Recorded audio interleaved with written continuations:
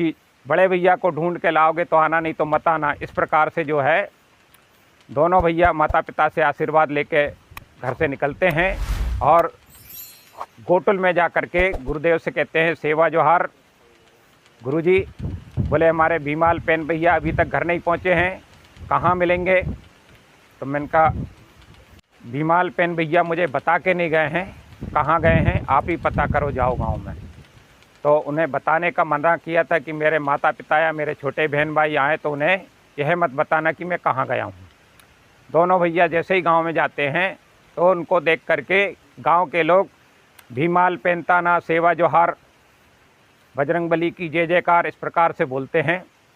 और दोनों भैया जो है आश्चर्य में पड़ जाते हैं कि माता पिता ने यह कह करके भेजा है कि बड़े भैया को ढूंढ के लाओगे तो आना, नहीं तो मत आना।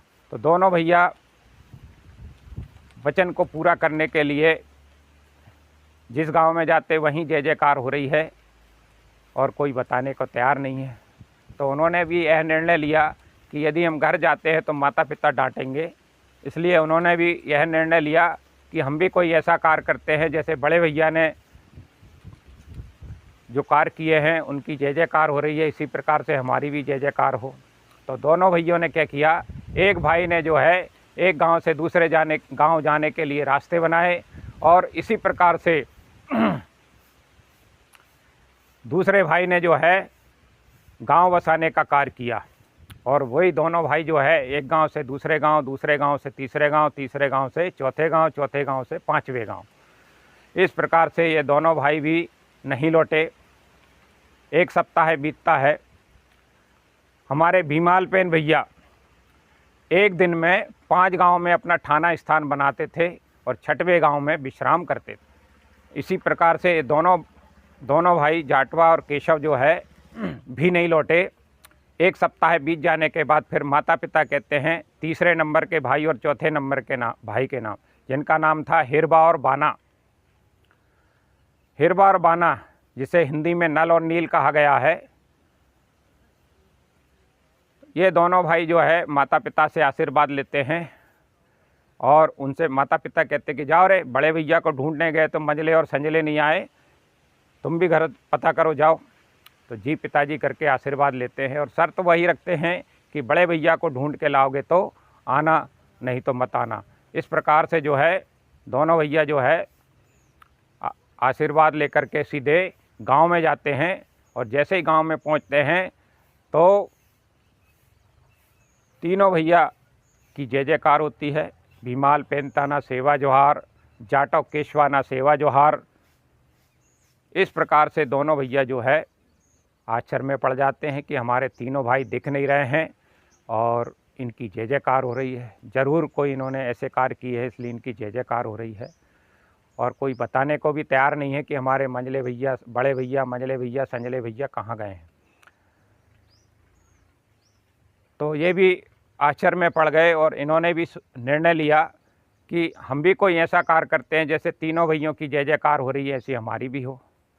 तो ये दोनों भैयों ने क्या किया, गांव-गांव जा कर के कुएँ खुदवाए, तालाब बनाए, नदी पर पुल बनाए, बांध बनाए और इस प्रकार से ये भी एक गांव से दूसरे गांव, दूसरे गांव से तीसरे गांव, तीसरे गांव से चौथे गांव, इस प्रकार से ये भी नहीं लौटे। एक सप्ताह बीतता है।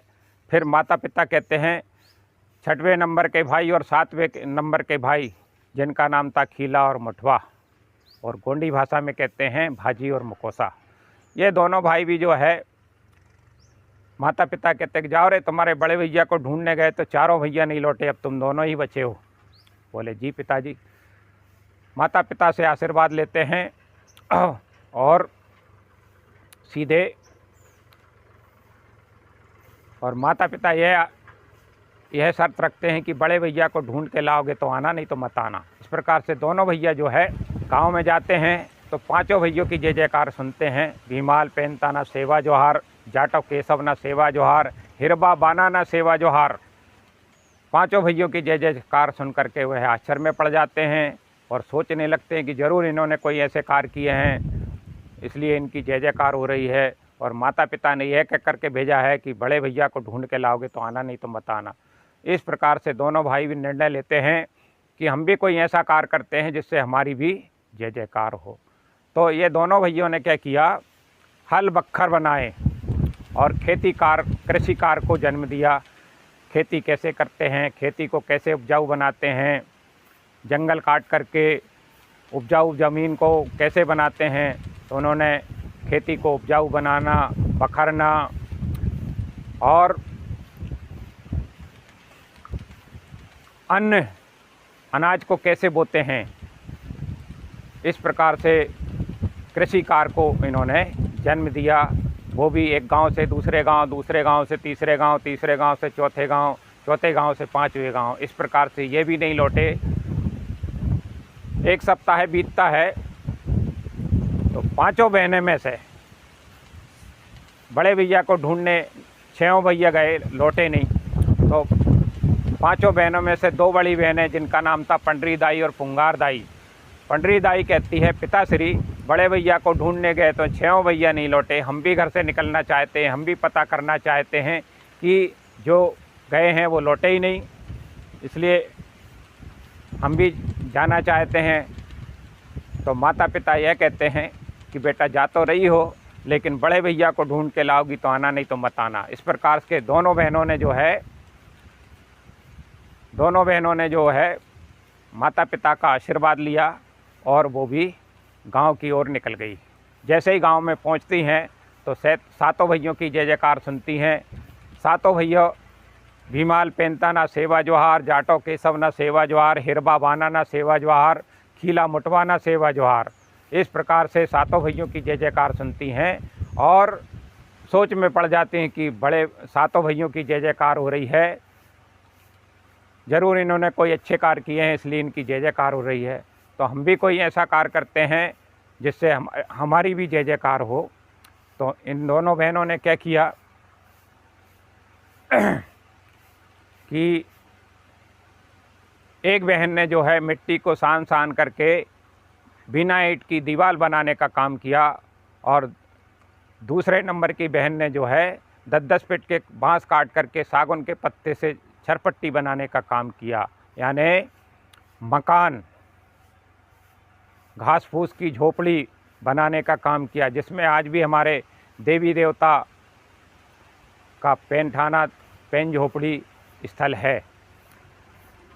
ये दोनों बहनों ने, एक बहन ने जो है मिट्टी को सान सान करके गुंदियाई दीवार, बिना ईंट की दीवार बनाने का काम किया और दूसरी बहन ने जो है 10-10 फीट के बांस काट करके सागौन के पत्ते से छरपट्टी छाने का काम किया, मकान निर्माण।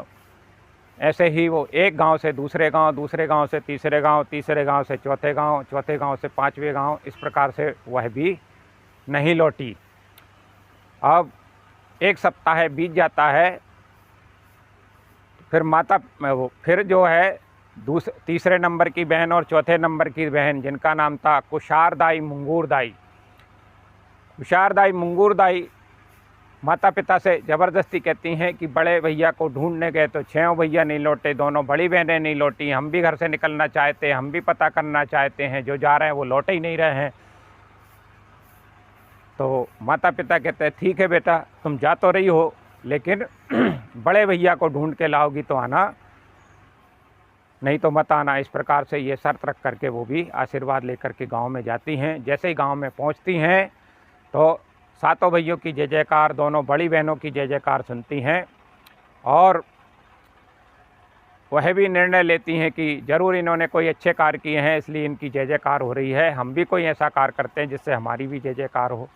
तो एक बहन ने जो है मिट्टी को सान सान करके अनाज रखने की कोठी बनाई और एक बहन ने उसमें अनाज भंडारण का काम किया, सहकारिता भंडार, किराने की दुकान। तो मुंगूर दाई ने जो है सहकारिता भंडार और किराने की दुकान और बीज एकत्र करने का काम किया।